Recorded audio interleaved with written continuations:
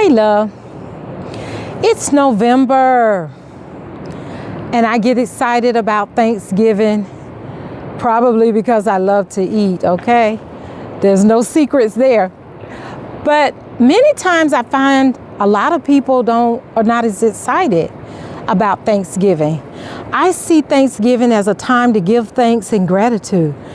But I'm keenly aware that there are lots of people who feel sadness and depression, isolation and loneliness. And as a caregiver, I've been a full-time caregiver since 2017, and I know what that feels like. I know what it feels like to be in a room with people who love you, and you're feeling so isolated and so depleted and so lonely. Those are real feelings and real emotions that sometimes come up around the holidays. And there may be some reasons for that.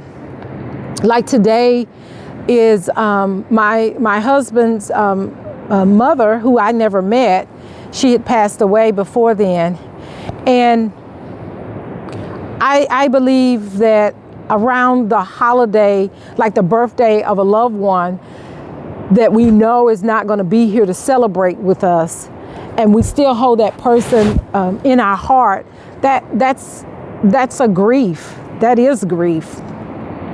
We grieve the loss of our loved ones, and we're reminded of their presence. They're not here with us anymore around the holidays.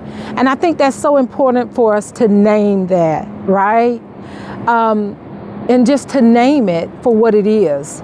And I've tried to encourage women, especially caregivers over the years, to find ways to celebrate your loved one that's not with you. And for me, I was a full-time caregiver and working as an entrepreneur, all in the comfort of my home. So I didn't have a lot of opportunities to get out. But I had to create some opportunities. A lot of the strategies that I teach in our online community come from that experience of having to figure things out in order to be okay. Because it wasn't okay for me to be sad and depressed and isolated and lonely. So sometimes we have to do things like that. And I think the world experienced that during the COVID-19 shutdown. We were very creative. We all got extra creative. And as a caregiver during the COVID-19 pandemic, I saw a lot of caregivers who had support, lost that support.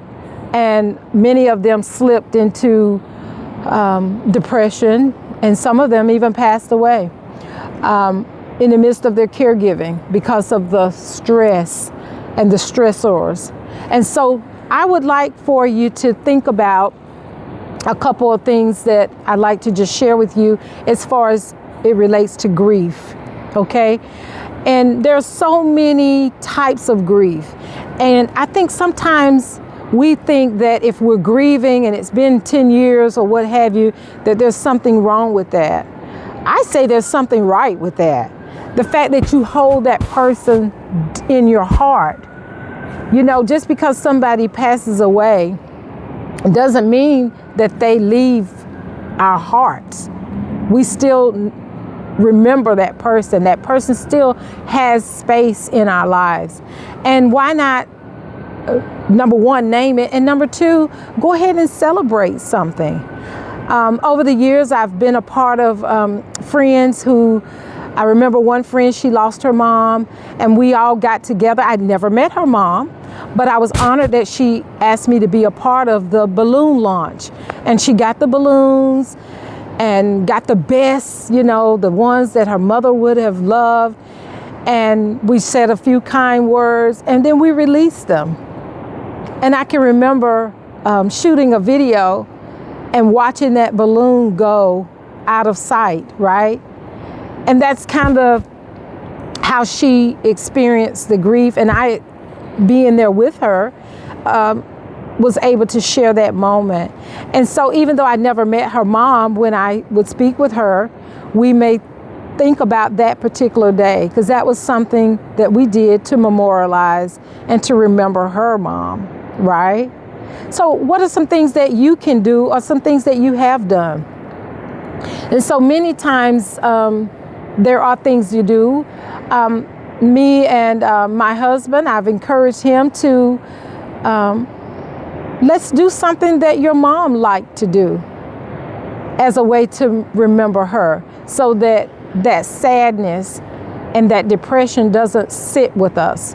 We can name it and we can sit with our emotions. I'm not saying ignore the emotions. Actually, I'm saying the opposite. I'm saying if you're sad, or if you're, lonely and depressed, and you're feeling some kind of way about your family member, then talk about it. Write about it. Journal about it.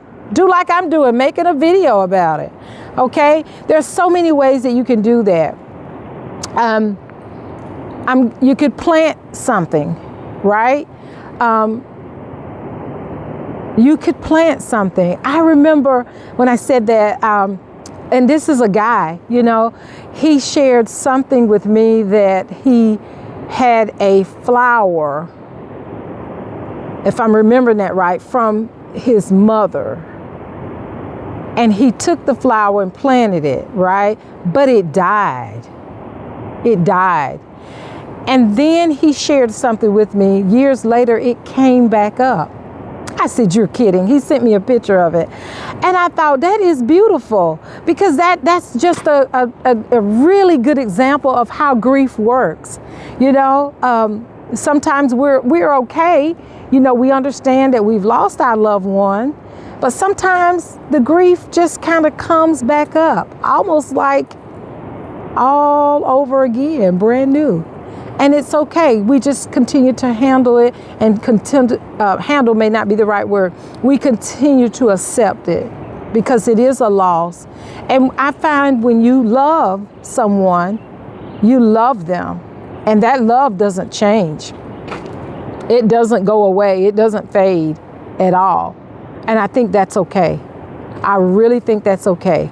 Now, if you feel like your grief has gotten complicated, and that's a clinical term, I'm not asking you to diagnose yourself as a professional would diagnose it as being complicated, but your grief is on the road to being complicated, where you really need to reach out for help. If you become, suicidal, you want to hurt yourself, or homicidal, you want to hurt somebody else, then it's getting complicated. And I think you need to immediately seek help.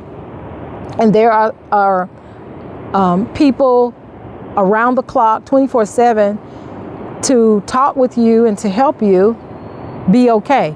Because at the end of the day, that's all we all want, is for you to be okay. So I'm going to put the link to the 988. 988.org is it's the national suicide hotline. And you may say, well, I'm not suicidal.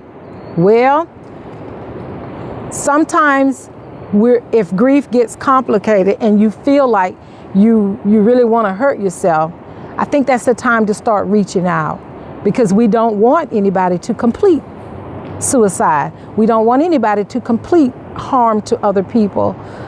And that happens around this time of the year. So I'm just naming that. I'm not wishing that upon anybody, but it does happen. And sometimes we can slip into just grief, and then it can get complicated, right?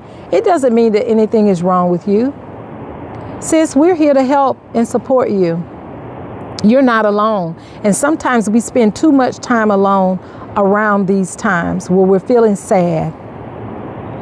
And so I just want to name that, and I want to encourage you, if that's you, to putting the link to 988.org. They have a call center that's open 365, 24/7, as well as you can text. You can just reach out and get the support that you may need. And you just may need that quick conversation. Sometimes our friends are not always there for us, and many times our friends just don't understand. They just don't understand. Again, it's the holidays. Try very, very hard to make sure you have a plan to not be alone and lonely and isolated. And I'm reminded of some people who say, well, I don't need other people. Sis, you were created to be with somebody. It might not, what's that song? If I can't love the one I'm with, wait a minute. If you can't love the one you want, then love the one you're with, okay? So find something, somebody to love on, and don't be alone and isolated.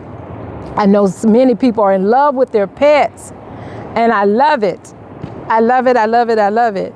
Because even though your pet is not a person, and many of them can't talk back to you, and I say many of them because I've seen some videos where it looked like the pets were talking, right?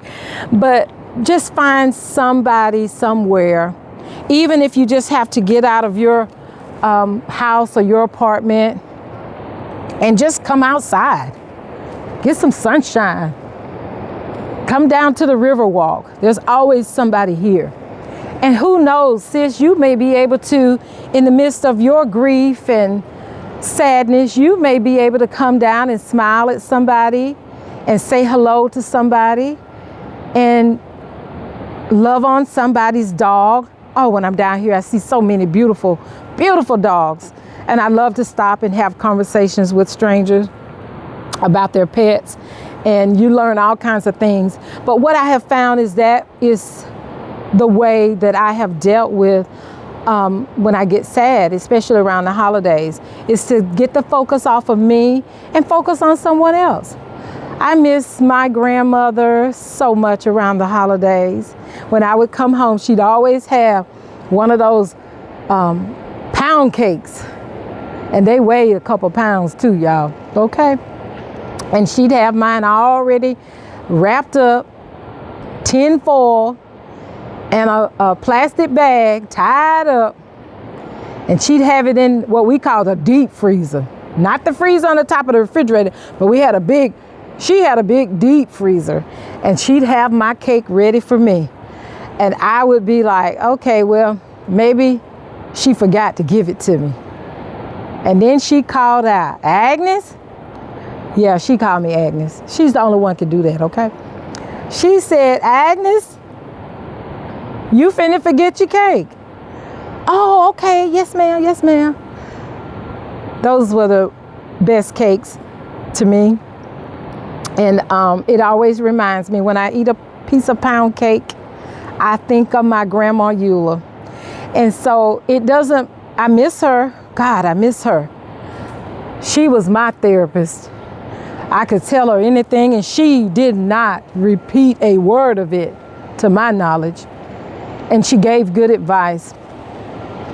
And most of it was her lived experiences. Pretty much what I've shared here with you, my lived experiences. So you don't have to be alone, and you don't have to be lonely. You don't have to be sad. You don't have to be depressed. Just get out and find some sunshine and find someone else that you may be able to pass on just a gentle smile or some encouragement. I was out here this morning and somebody said, I like that color on you. That's what she said. As I was walking, and I said, thank you. And I thought about it. This is just a little dull gray. But did it not make my day? It did. It was just very nice and kind of a stranger.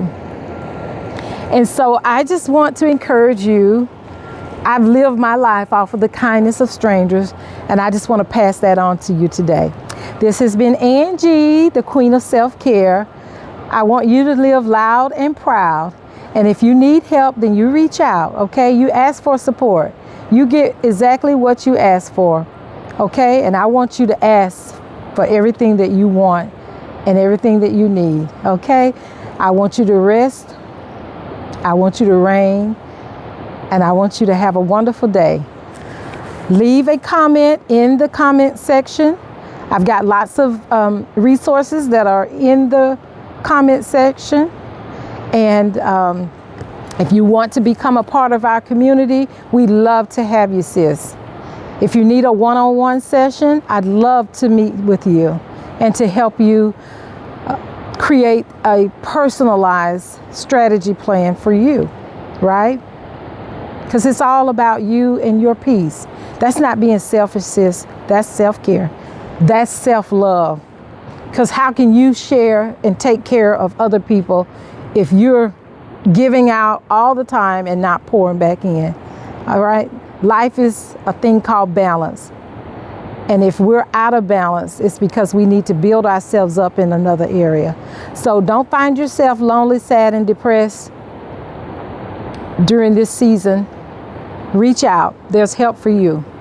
All right. Thank you so much. And if you have liked any of my content, please let a sister know. Leave a comment. Okay? Leave a comment and subscribe. I'm trying to get to 50 subscribers or more, but I need you to subscribe and give me feedback. That's what you can do for me. It doesn't cost you anything to do that. I need you to subscribe today, sis. Thank you. Love you. See you soon.